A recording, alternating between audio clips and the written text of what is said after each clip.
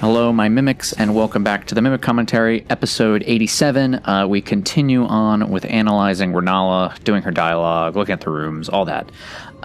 Correction from last episode, I said mensis meant moon in Latin. Mensis means month in Latin. The confusion is that the months were derived from the lunar cycle, and that's where I was getting confused. In Greek, mene, M-E-N-E, means moon, and in kanji, the symbol for moon and month are the same. So I was just like conflating all that together. I have notes from our last episode. I just want to recap so I'm on the same page. So we're all on the same page, and I can get my thoughts straight. Also, if you hear in the background, it's very hot today, so I have my air conditioning running.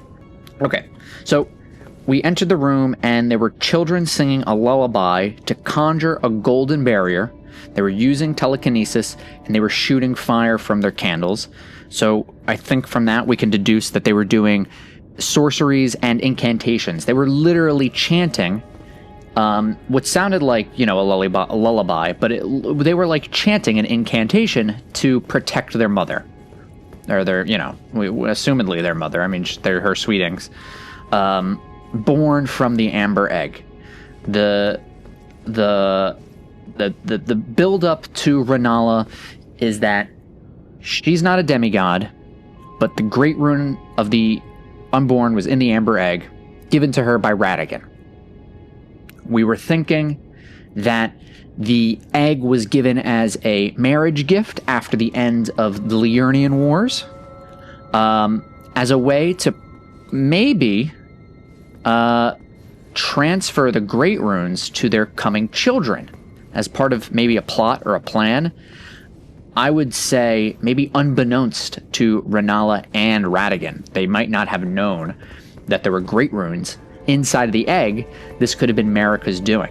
Remember, we're thinking Marika, the Eternal. She's long lived, seldom born. Godric is a demigod because they are a descendant of Marika, not a child. And I was playing around with the idea that, well, maybe Rennala is a descendant of Marika as well. The only person who says that she's not is Gideon. And Gideon's called the All-Knowing, so he could be wrong. However, when we... okay, so we'll get to that point. We'll get to that. I gotta follow my notes, because I'm going to go off the beaten path. But let's do a timeline. We get the Carian Knight Shield, which is teardrop shaped, and it's got lilies all over the place. And it excels when facing magic or holy attacks. Just who were these knights preparing to fight? We learn that Rennala, from this remembrance, that in her youth she was a prominent champion who charmed the Academy with her lunar magic, becoming its master, and led the Glintstone Knights to establish the House of Cards royalty. So Rennala and her knights take over the Academy. Her knights can cast mimic sorceries, not mimic sorceries, the sorceries that they cast mimic weapons. Like, they make weapons like this.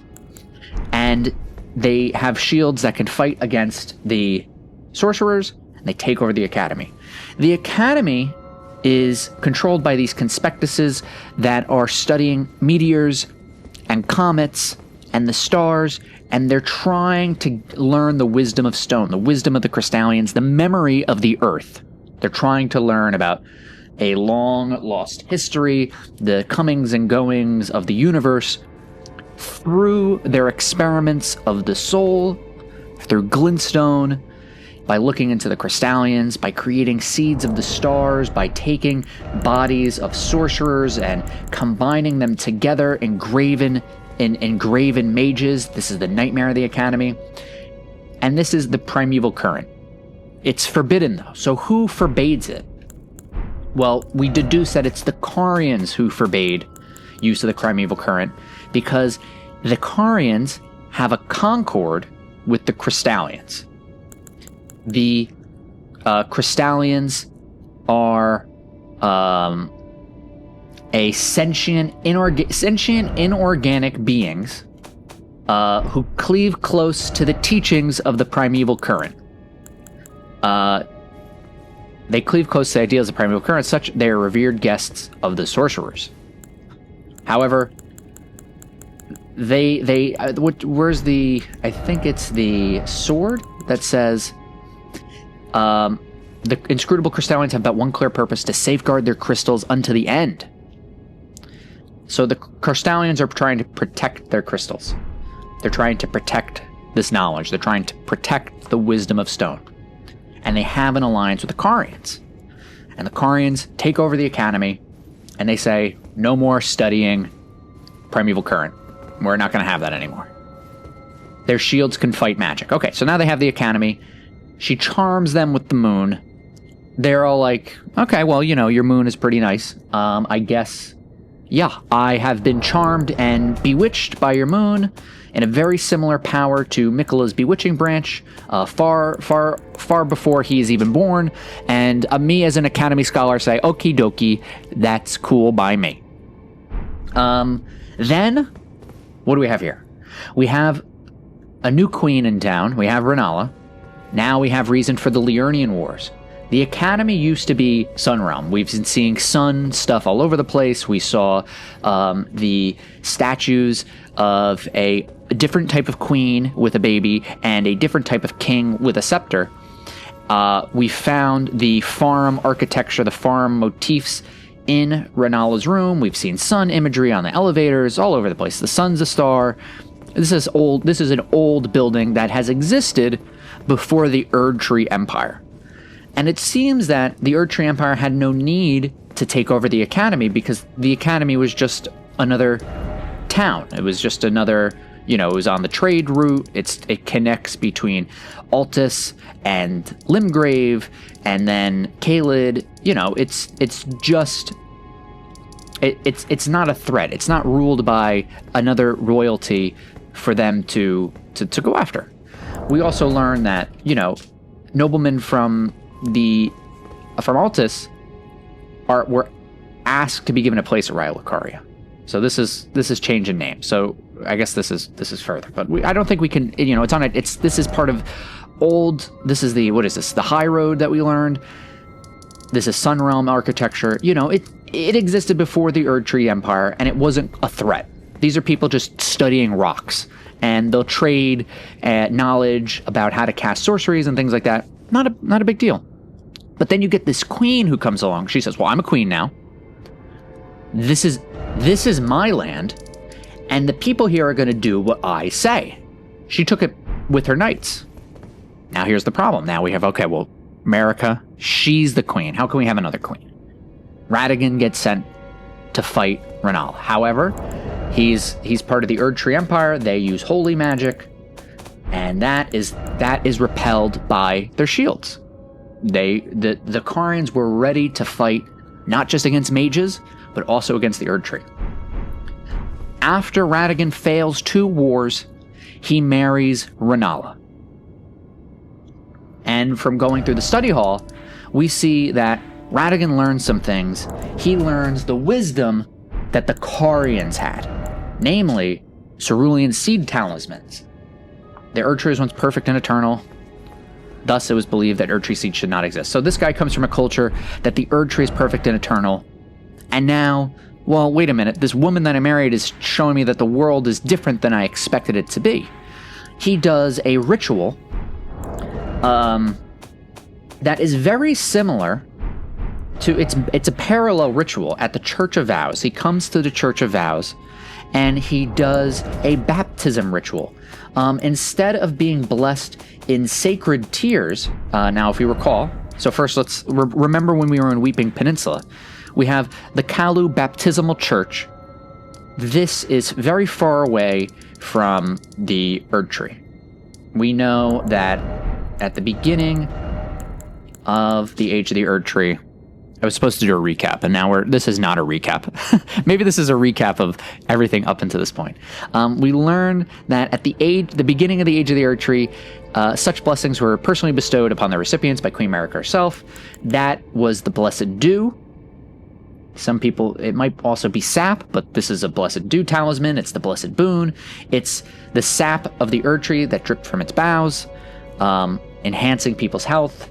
that sap and that turns to amber, and there's a primordial life energy that resides inside. It's the power of the Erd Tree. It's the power of grace. It's the power of the sacred tears.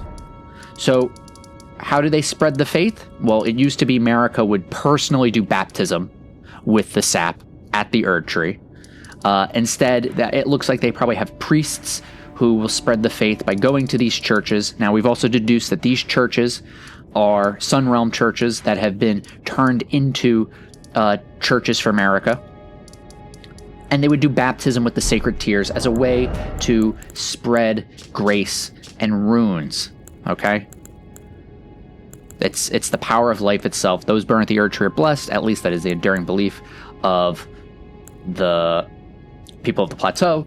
And those who were the first to serve the Erd Tree, they would have the most vivid coloration. We know that this is stored in the eyes because when the tarnished lose their grace, it's taken from their eyes. Radagon may have, if he's a champion for the Erd Tree, then he would have most likely have gone through that baptism with the sap and the dew. Instead, he comes to the Church of Vows, and in order to marry Rennala, he has to reverse his antagonizations. He has to, essentially apologize for the war, for the transgression, and he has to profess his love to Rennala. And in that ceremony, it is in front of a statue of a hooded woman holding a basin that we found underground in what is known as in and around the Eternal City. Also found in the Eternal City, Marika's scar seal, engraved with her Elden Rune. The lifelong duty of those chosen by the gods. However, it's found up above here as part of this ceremony for the Carians. We've also found a lot of lily motifs down in these wells at Shifra and Ainsel. We've found space monsters and like ancestral followers and spirit calling bells. What do you call it? The ghost gloveworts down in the river. Something that normally is found in catacombs is found underground. And it looks like that this culture that the Carians have is very ancient. It's tied to communing with spirits. It's tied to a celestial understanding of the cosmos and the world. But it's also something that is dominated by the moon. We've talked much about the moon before. So that is something that's very interesting. But what's the craziest thing is that the parallel. And that instead of being blessed by the sacred tears, which is the dew and sap of the Erd Tree, to go through that baptism, he goes through a baptism with celestial dew, a hidden tear found in the Eternal City, also known as a night tear, allows one to carry out an absolution at the Church of Vows, reversing all antagonizations. Once upon a time, the stars of the night sky guided fate, and this is a recollection of those times. So, we also learn that the Eternal Cities would once collect starlight shards, an ephemeral sliver that gives off a pale blue glow, what remains of passing flash of starlight, a prized item that was once used in the Eternal Cities as an ingredient in intoxicating drafts. This is kind of on par with a rune arc, as per our menu. The Eternal Cities have things like the silver tears that can do creatures of mimicry. There is the melted mushrooms. There was a ton of Trina lilies. Not just melted mushrooms, but dew-kissed herba. Literal copies of herba with the dew of starlight on these herba. So that gives us into question, so what is the dew on the Erd Tree? What is it that the Carians know? The other thing that we have about the Eternal Cities is that to enhance someone's memory, you need a memory stone, which is a fragment of the black moon that once hung above the Eternal City. Rennala is the queen of the full moon, so what's this black moon that once hung the Eternal City? What happened to it? It appears to be destroyed because we have fragments of it. So Radagon goes through a parallel He's in a culture, he's participating in a culture that's very similar to the Erd Tree, but just slightly different. Instead of the light of the Erd Tree, it's the light of the stars and the light of the moon. Radigan and Rennala have children. They have Radon, who becomes a great general. We have Reitgard, who becomes an inquisitor. We were at his Volcano Manor, and he's tied to a lot of serpent imagery, and this abductor virgin stuff of this woman with tears crying, and she's stealing a child, which is very similar to, we talked about kind of like astrological stuff, like Black Moon Lilith, who is a kind of like a witch or demoness, maybe the oldest demoness, that is tied to like Adam's first wife, who would eventually stole children, but the original telling is that she wanted freedom and to be treated as an equal with Adam, and so God created Eve from Adam instead of Lilith, who was created as an equal. Now that's that's not canonical to Scripture, but that is part of some like Gnostic writings and things like that. So it could be, an influence there.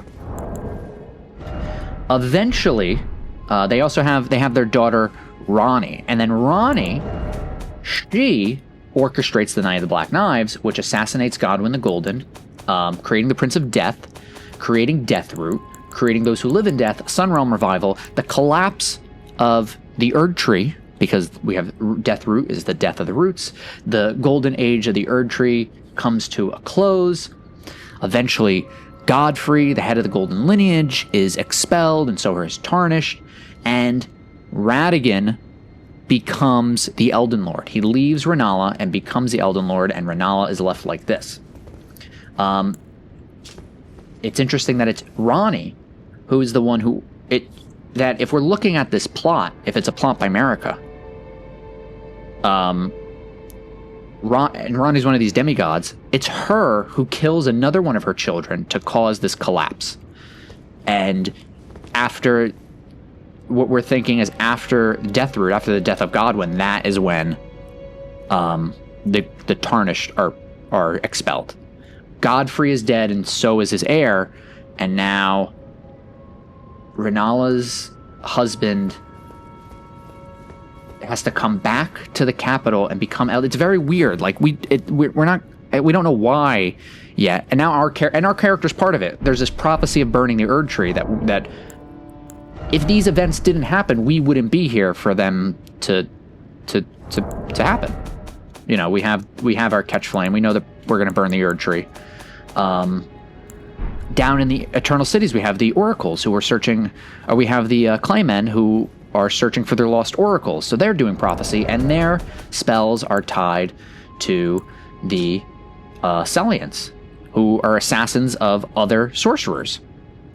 Kind of just like the Carians, who stopped the sorcerers from learning this knowledge.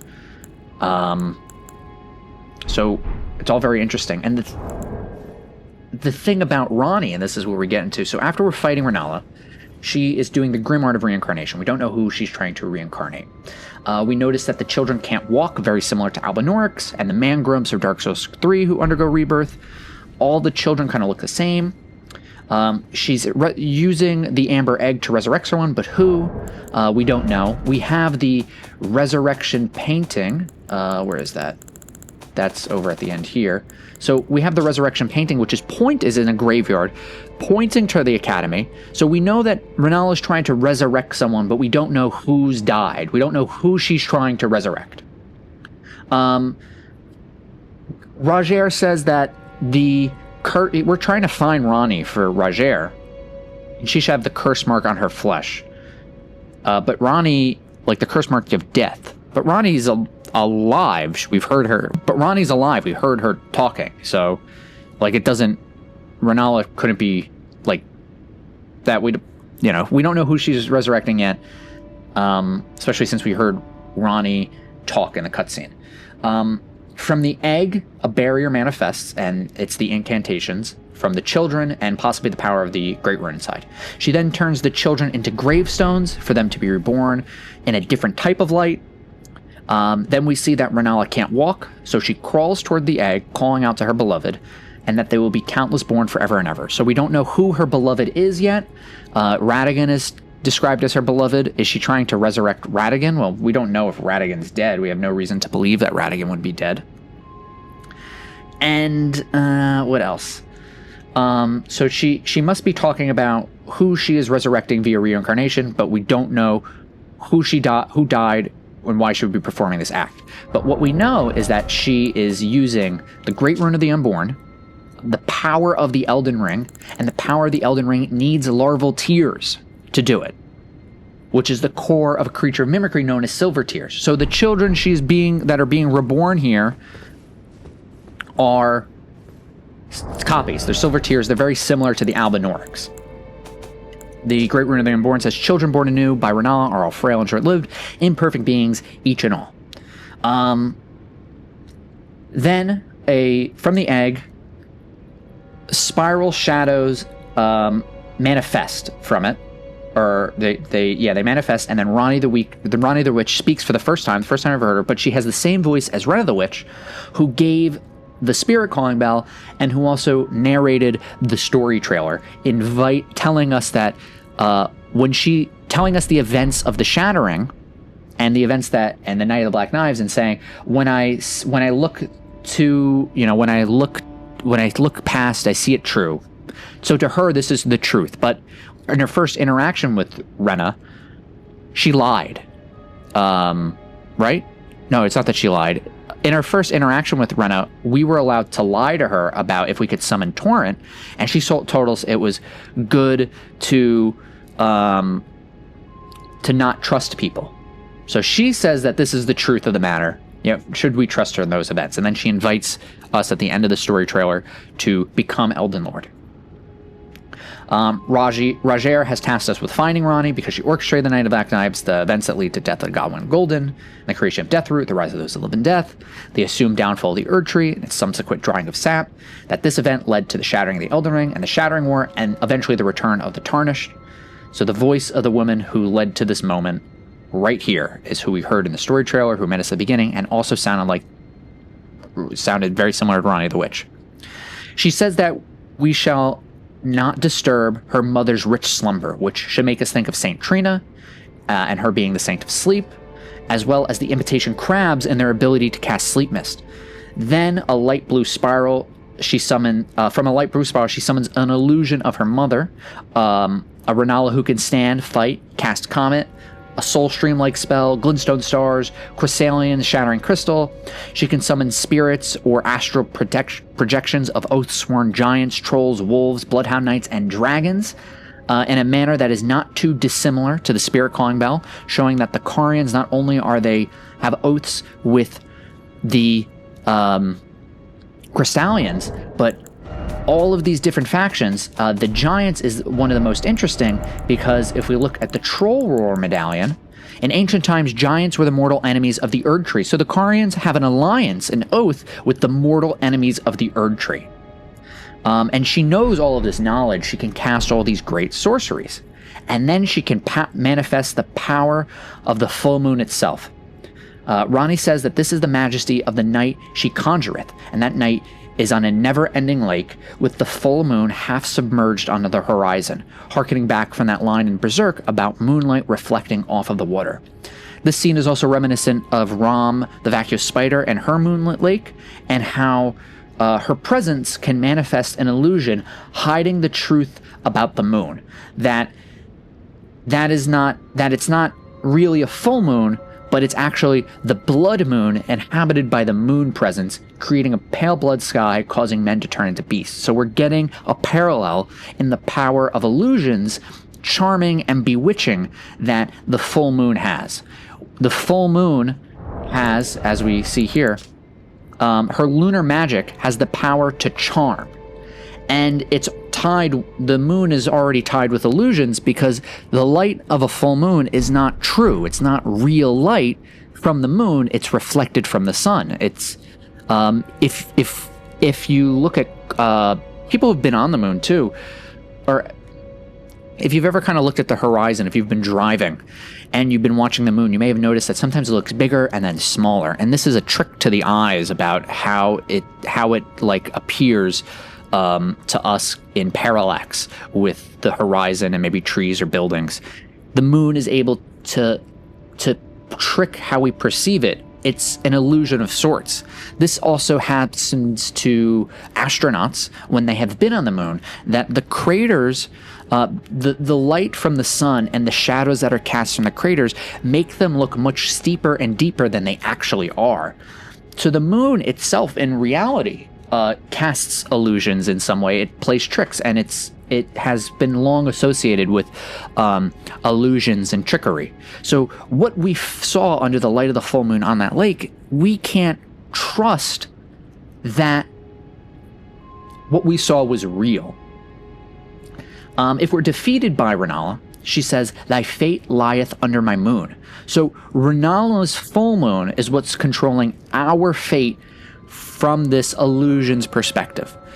If we think about fate, that ties to destiny, and that should tie to prophecy.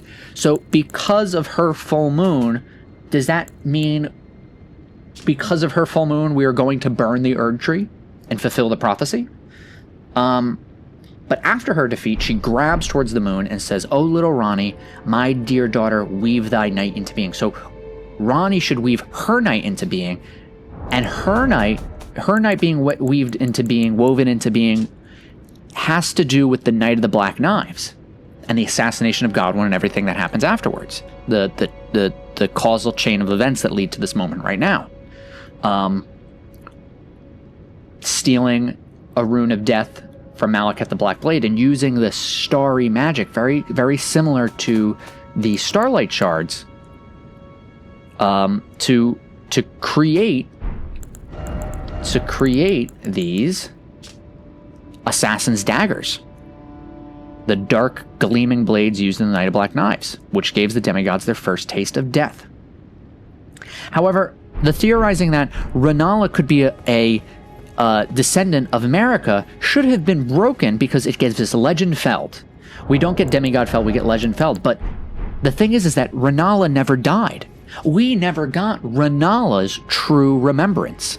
We got the illusion's remembrance. So now the remembrance of Rennala, Queen of the Full Moon, hewn into the Erd Tree, the Erd Tree doesn't have Rennala's actual memories. It has the illusion's memories. It doesn't have the real memories. It has an illusion's memories. So now we're learning that Ranni and maybe her mother have the power to manipulate memories. If we think about this eternal stuff, like look at this, the color here, and we're going to go to a Wandering Mausoleum. It's very similar color to the stuff that we find in there. To that kind of eternal city looking things. And the Wandering Mausoleums allow for the duplication of memories. So if the eternal cities have the power to duplicate memories, and the Carians have the power to manipulate memories. Here, look, you can see this actually. Does this have those lilies? I don't know. Sorry, I'm getting sidetracked. What does that mean for the knowledge that can be gained from the Erd Tree? How can we trust this memory? We also have to think about Melina. Melina is who gives us our flasks. She gives us the Echoes of Marika. She was brought to us by Torrent, and she doesn't have her memories. Why doesn't she have her memories? Not having memories hewn into the Erd Tree, and Marika controls the Erd Tree, is this protecting more information? We already know that the Carians have knowledge that others do not, and this may be a way that they protect that knowledge and that information by altering memories. So can we trust that Rennala is not actually a demigod because it said Legend Feld, and because this remembrance won't be able to be duplicated at a Wandering Mausoleum with a bell? I don't think so, because Rennala isn't dead. She's right here. One thing that we'll notice soon is that Rennala isn't wearing a wedding ring, but when we buy her armor, and the Rennala that we fought in the illusion, she does have a wedding ring. She also has her staff in the fight, even though the staff is outside of the debate parlor. It's underneath the portrait of her. So I don't think we can trust that. Then afterwards, she's found here, and she says, "Where did you flee, my sweetings? Come out from whence you hide. There are books and light aplenty. Did there not? Come say I. or will ye be gravestones to be better born anew? So it's easier for someone to be reborn, not while they're living, but after they're dead, after they've become gravestones. So is this telling us that when someone dies, they become a gravestone, and then from the gravestones, they should be reborn? Think about Shadow of the Erd Tree. Think about what we find amongst gravestones. Think about larval tears. Okay? Then, we have, when we came to the academy, it's been long after all of this has happened. We found a red wolf of Radagon who could cast Carian spells, and he could cast what looked like holy magic. We learned that Radagon only began studying incantations as the husband of Queen Marika to become complete. We have also deduced that Radagon then becomes a Golden Order fundamentalist, and these statues are when he is with Marika. He has the lattice behind him, symbolizing his Elden Rune, and that his Elden Rune is the image of order. And we learn that from casting Litany of Proper Death, where you do the same pose as Radagon, which is also the same pose as the Star Callers.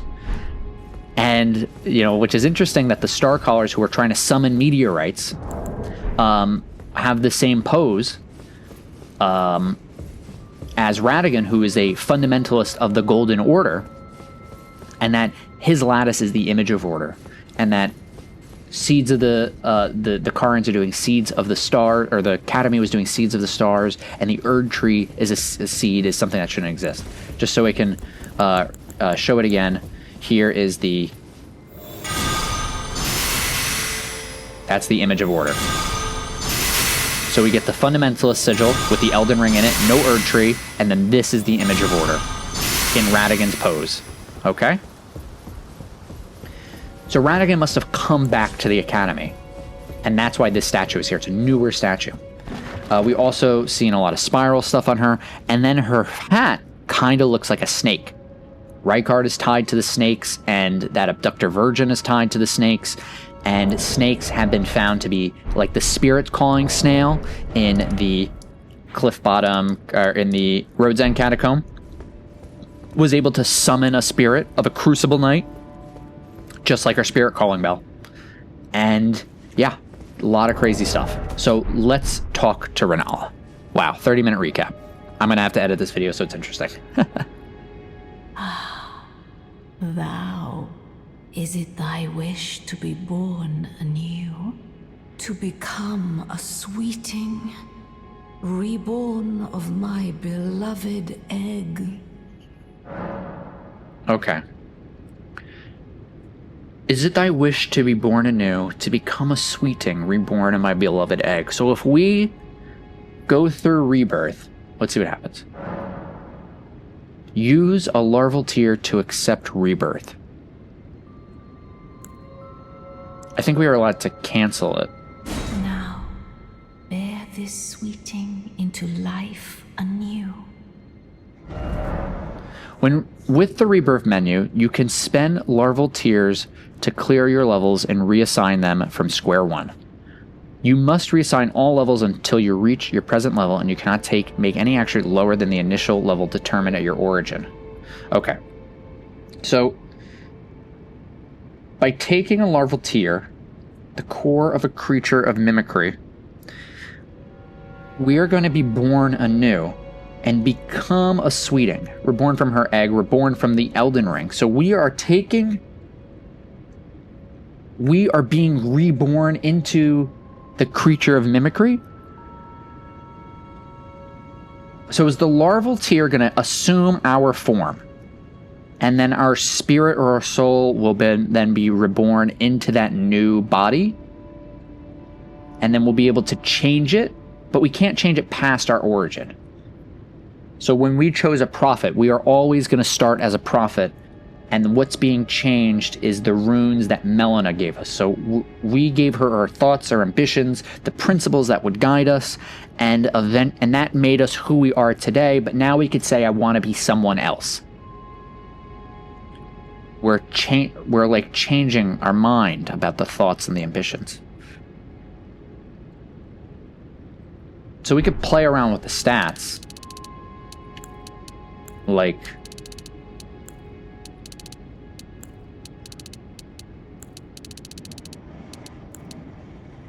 it's not worth it right now. I'm fine with the build. So if I cancel Rebirth, since you weren't reborn with new attributes, the larval tier was not spent. Okay, so we weren't reborn. But she can also do cosmetics. We could change... like, this is kind of being reborn. Change our... just like the magic mirror. So Rennala and her egg has the same power as the magic mirror. We can even change body type, which is, you know, sex.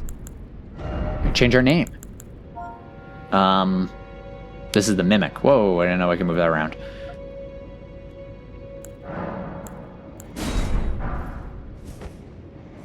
Oh, so even just going in there and saying accept, I don't even think I changed anything. We got ball up.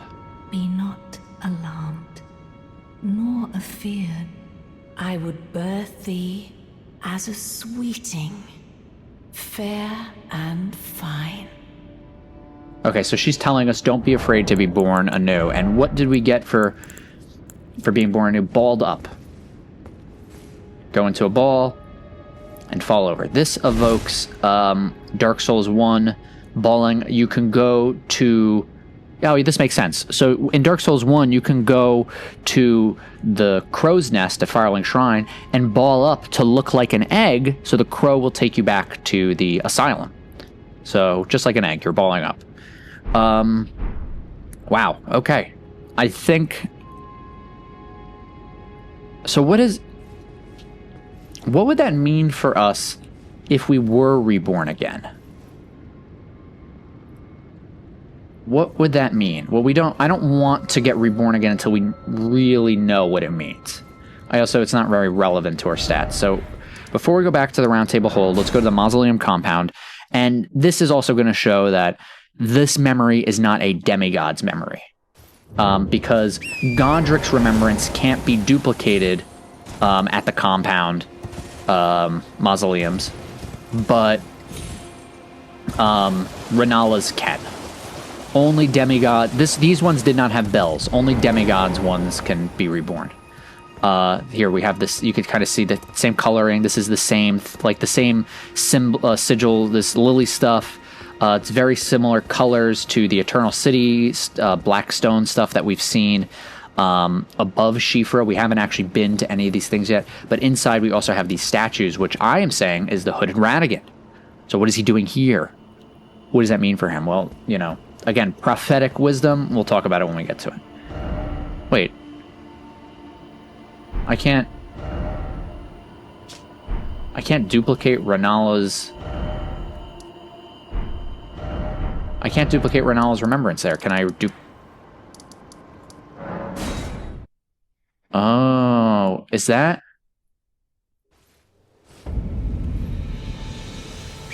okay, wait, let's try this one. Okay, I'm not like playing a gag or anything. I thought I'd be able to duplicate it there. Like but if we can't be duplicated there, if it could be duplicated here, that must confirm that the Legend Feld thing is like, maybe that's the lie. Maybe the remembrance is she's a demigod. Wait, let's see. Yeah. Whoa. Okay. Alright, I think this kind of proves it. Rennala is a demigod. It couldn't be duplicated at the Mausoleum compound. I need to duplicate it, because... that's insane. Wait, so let me look at the other one. Let's go to... this... mausoleum. Just to confirm. You know, because that has to prove it, right? Rennala is a demigod. She's not a child of Marika, but she's definitely a descendant. That's why she has this culture that is like parallel to Marika's, but it's different. Marika the Eternal must know all there is to know that Rennala knows, that the Carians know. When we're talking about the prophecy stuff, she goes to war against the giants too. We were talking about that, which one is it? I think it's the Flame of the Fell God.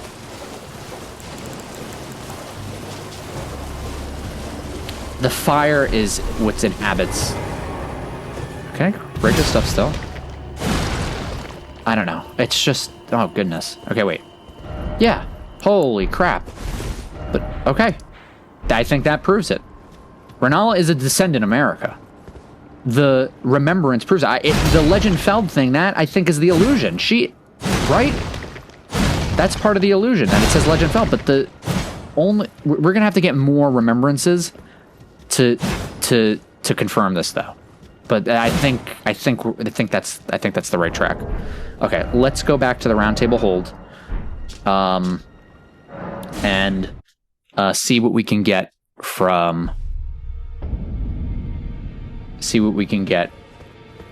with the Remembrance. We're also going to have dialogue with Enya, I think, because now we have 2 great runes. This is going to have to. Gosh. Okay, I think... Okay, this episode... I'm going to cut this episode here, and then we'll talk to Enya, because we're going to get a lot of stuff. All right. You know the drill. Let's do the thing.